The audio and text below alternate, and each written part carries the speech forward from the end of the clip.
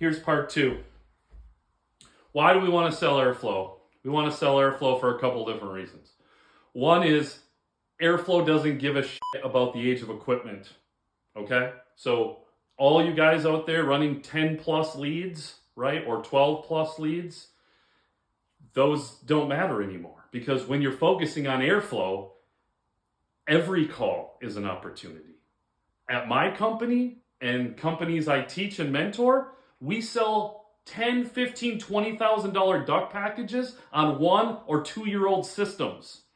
That's right. We'll go out to a tune-up on a 2-year-old system where all of you guys or your technicians will say, oh, there's no opportunity here. Or you're going to try to sell a UV light, or you're going to try to sell a hard start kit. Well, I'm telling you guys, hard start kits and UV lights don't pay the bills. They help slightly, but they don't pay the bills.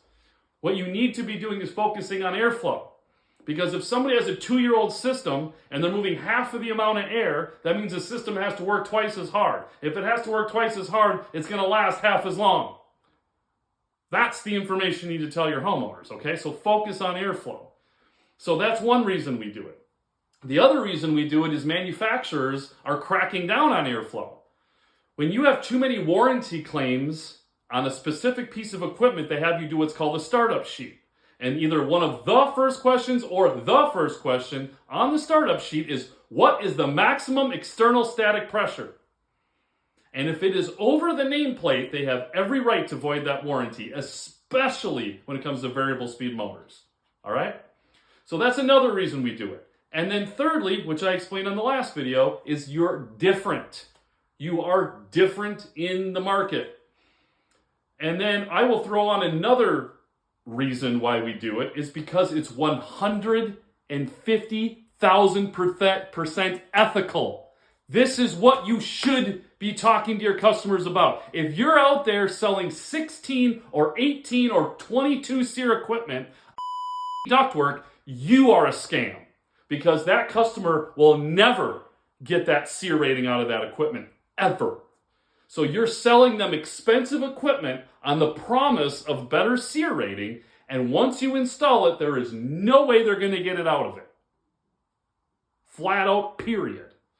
So let's be ethical. Let's train our team on airflow. Let's learn how to sell it by explaining it and communicating it correctly to the homeowner.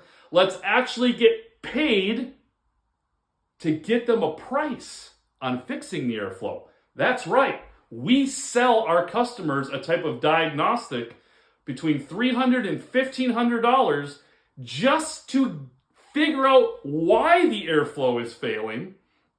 So yes, we get paid to give the customer an airflow estimate. Talk about flipping that on its head, right?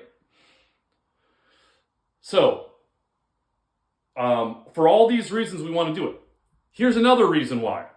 Profitability, all right? So let's just say you were going to pitch equipment that's $20,000, okay?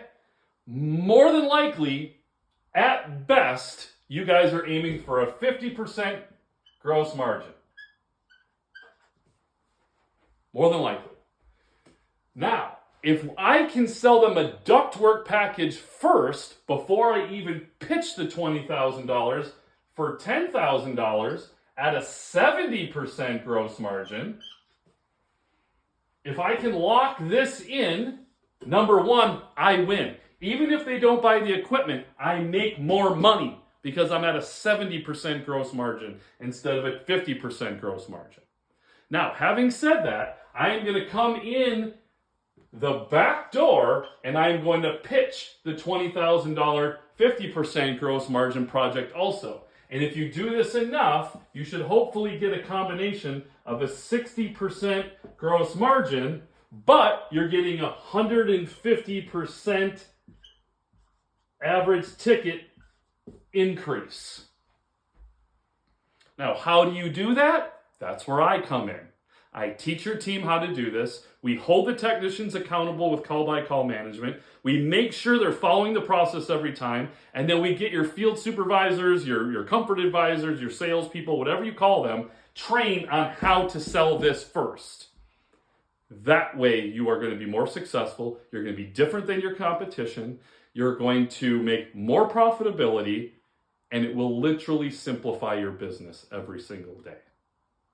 Watch part 3 and I'll give you a few more tips.